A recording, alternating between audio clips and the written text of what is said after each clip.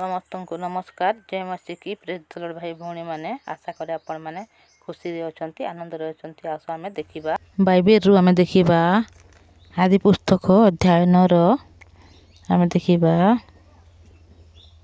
17 पद। काली आमे देखिथिला जे परमेश्वर जहाज भितरु नोह मानकु बाहर कले तांको परिवार समस्त को एवं समस्त जीव जंतु पशु पक्षी को मध्य बाहर कले एवं से समस्त को बहुवंश हो एवं प्रजावंत हो पृथ्वी को परिपूर्ण कर बोली से समस्त को परमेश्वर अधिकार देले, अनुग्रह देले, आशीर्वाद देले।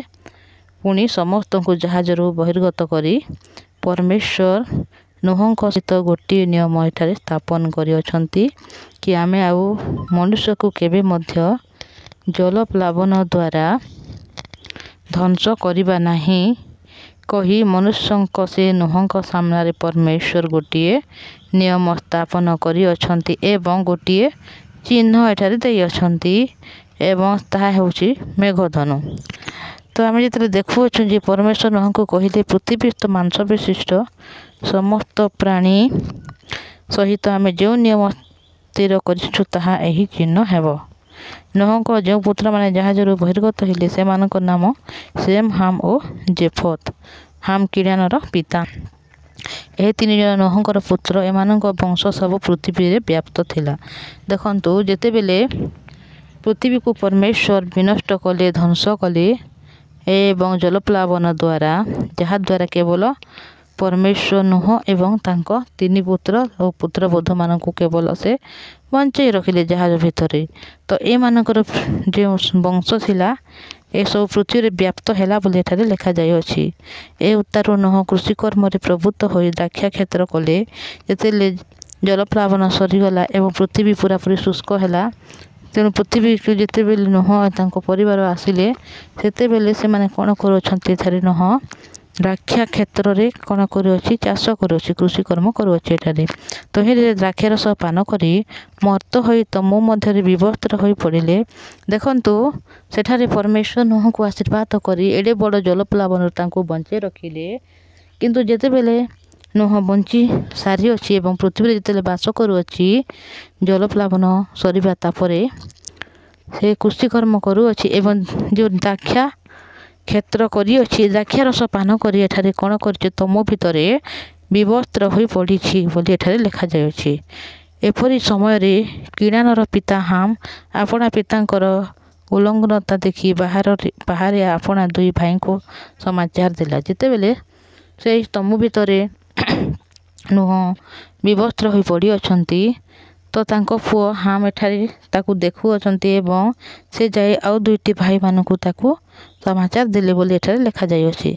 सेते बेले सेम और जेफत स्पंधरे वस्त्र घेने पश्चात गति करी आपणा मानकर पितांकर उल्लंघनता आच्छादन कले। से माने पछाड़ू मुख रखी जीवार तांकर उल्लंघनता देखिले नाही। देखंतु एठारे आउ जे दुईटी पुत्र थिले से माने तांको बापांकू कोन करि अछंती एठारे से वस्त्र को एठारे पिंधाई अछंती एवं पछ घुंचा करी से माने एई कार्य करू अछंती। ए उतारू नोह द्राक्षा रसर निद्रारू जागृत होई आपणा प्रति कनिष्ठ पुत्रर आचरण ज्ञात हेले। पुणी से कहिले किणान शापग्रस्त हेउ से आपणा भातृगणर दास हेब। देखंतु जेते बेले से भाईटी देखी जाई अछि निज भाई मान को समाचार को देई अछि कि तांको पिता मद्यपान करी मतलब द्राक्षा रस पान करी पड़ी अछंती। सेथि पई ए विषय को जेते बेले नोह जेते बेले विषय से जानिले सेते बेले से कोन करि अछंती कनिष्ठ पुत्र आचरण ज्ञात हेले। पुणी से कहिले किरान शापग्रस्त हेउ बोली एठारे से कोन करू अछंती शापग्रस्त देउ अछंती और से आपण भातृगणर दास निज भाई मानकर दास हो बोली कर एठारे कहू अछंती। आउ से कहिले सेम रो परमेश्वर सदा प्रभु धन्य हंतु किणान सेम रो दास हंतु। देखंतु सेम को मध्य एठारे आशीर्वाद देउ अछंती किंतु हाम को एठारे समस्तकर दास हंतु बोली कहू अछंती, निज छोट भाई रो दास हंतु बोली कहू अछंती। परमेश्वर जेफत को बधिष्णु कले करंतु पुनि से तमुरे बास करू आउ किणा ताहार दास हो। देखंतु तो दुईटी जो छोट छोट पुओ अछंती ହାମ୍ ଏବଂ ଜେଫତ ଏମାନଙ୍କୁ ସେ ବହୁତ ହିସାବରେ ଏଠାରେ ଅନୁଗ୍ରହ ଆଶୀର୍ବାଦ ଦେଉଛନ୍ତି। ଜଳପ୍ଲାବନ ଉତ୍ତାରେ ନୋହ ଆଉ 350 ବର୍ଷ ବଞ୍ଚିଲେ। ପୁଣି ନୋହଙ୍କର ବୟସ ସର୍ବସୁଦ୍ଧା 950 ବର୍ଷ ଥିଲା, ତହୁଁ ସେ ମଲେ। ଦେଖନ୍ତୁ, ଯେତେବେଳେ ନୋହଙ୍କୁ ଜଳପ୍ଲାବନ ହେଲା, ତାପରେ ସେ 350 ବର୍ଷ ବଞ୍ଚିଲେ ବୋଲି ଏଠାରେ 350 ବର୍ଷ ଆଉ ବଞ୍ଚିଲେ। ପୁଣି ନୋହର ବୟସ ଏଠାରେ 950 ବର୍ଷ ଥିଲା, ତହୁଁ ସେ ମଲେ।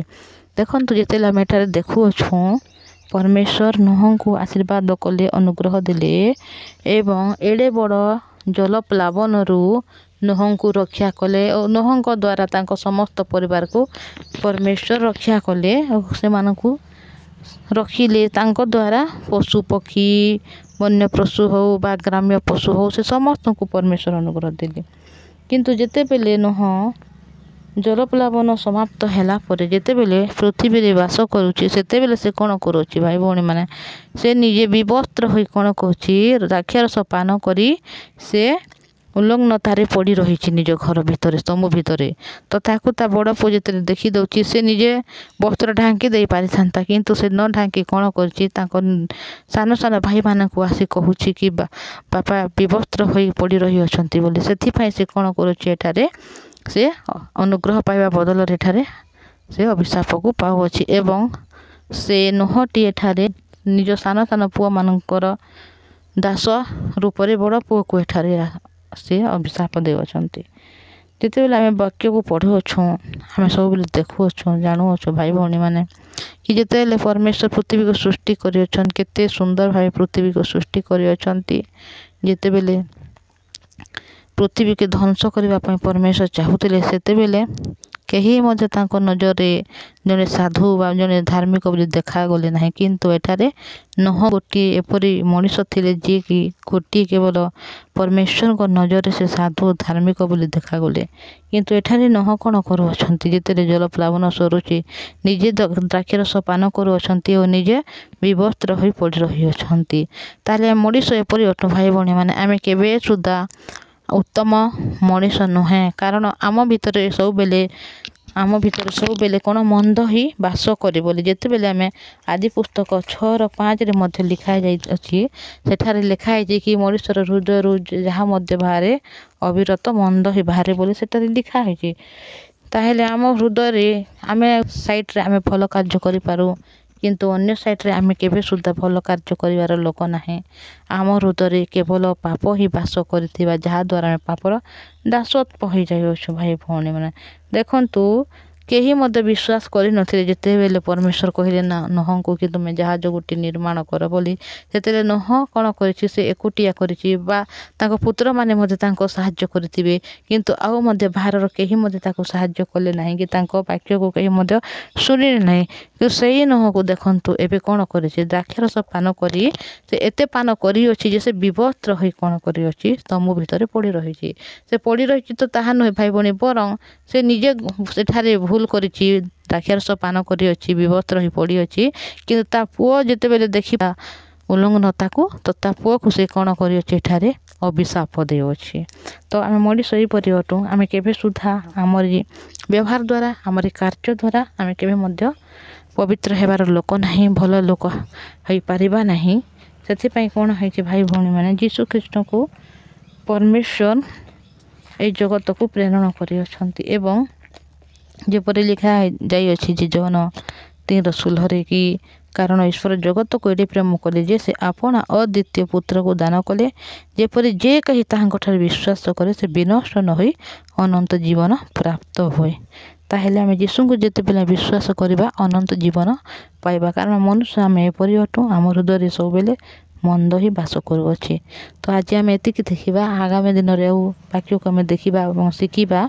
ଆଶା କରି ବାକ୍ୟମାନଙ୍କୁ ଶୁଣି ଆପଣମାନେ ଅନୁଗ୍ରହକୁ ପାଉଛନ୍ତି, ଈଶ୍ୱରଙ୍କର ବାକ୍ୟ ଜାଣୁଅଛନ୍ତି ଏବଂ ଈଶ୍ୱରଙ୍କ କିପରି ସୃଷ୍ଟି କଲେ, କିପରି ଜଳପ୍ଲାବନ କଲେ, ପୁଣି ପରମେଶ୍ୱର କିପରି ଦୟାକରି ନୋହଙ୍କ ପରିବାରମାନଙ୍କୁ ବଞ୍ଚାଇ ରଖିଲେ ଓ ନୋହଙ୍କ ପରିବାର ଦ୍ୱାରା ଏ ପୃଥିବୀ ପୁରାପୁରି ଭାବେ ଫିର୍ ସମ୍ପୂର୍ଣ୍ଣ ରୂପେ ପୃଥିବୀରେ ସମସ୍ତ ମଣିଷର ବଂଶ କିପରି ବଢ଼ିଲା, ଏ ସମସ୍ତ ବିଷୟରେ ଆମେ ଗୋଟି ପରେ ଗୋଟି ଦେଖିବା।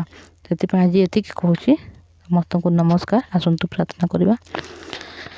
ମଙ୍ଗଳମୟ ପବିତ୍ର ପରମେଶ୍ୱର ପିତା, ଧନ୍ୟବାଦ ଦେଉଛି ପ୍ରଭୁ। ଦୟାକରି ଅଛ, ଅନୁଗ୍ରହ ଦେଲ ପ୍ରଭୁ, ତୁମରି ନିକଟକୁ ଟାଣି ଆଣିଛ, ଧନ୍ୟବାଦ। ପବିତ୍ର ପରମେଶ୍ୱର ପିତା, ଆଶୀର୍ବାଦ କର, ଅନୁଗ୍ରହ ଦିଅ ପ୍ରଭୁ, ଯାହାଦ୍ୱାରା ଆମେ ତୁମରି ଜୀବନ୍ତ ବାକ୍ୟକୁ ସବୁଦିନ ଶୁଣିବାକୁ ପାରିବୁ ପ୍ରଭୁ। ଆମେ ଏପରି ଲୋକ ଅଟୁ ପିତା, କେବେ ମଧ୍ୟ ଆମରି ବୁଦ୍ଧି ନାହିଁ, ଜ୍ଞାନ ନାହିଁ ପ୍ରଭୁ, ବା ଆମରି କୌଣସି ଉତ୍ତମତା ଧାର୍ମିକତା ନାହିଁ ପ୍ରଭୁ, କି ଆମେ ତୁମରି ନିକଟକୁ ଆସିପାରିବୁ। ହେଲେ ସୁଦ୍ଧା ତୁମେ ପ୍ରେମ ପରମେଶ୍ୱର ପିତା, ଆମକୁ ତୁମେ ସମ୍ଭାଳି ରଖିଅଛ, ଧନ୍ୟବାଦ ପ୍ରଭୁ। ଯେତେବେଳେ ଆମେ ବଞ୍ଚି ଅଛୁ ପ୍ରଭୁ, ଆଜି ଦିନକୁ ଦେଖିପାରୁଛୁ, ଏହା ମଧ୍ୟ ତୁମରି ପିତା ମହାକରୁଣାର ଫଳ ଅଟେ ପ୍ରଭୁ। ଦୁନିଆରେ ଏତେ ବେଶୀ ଲୋକମାନେ ଅଛନ୍ତି ଯେଉଁମାନେ ଏ ସୁନ୍ଦର ଦିବସକୁ ଦେଖିପାରିନାହାନ୍ତି, କିନ୍ତୁ ତୁମେ ଆମକୁ ଏ ସୁନ୍ଦର ଦିବସକୁ ଦେଖେଇଛ ବାପା, ଧନ୍ୟବାଦ।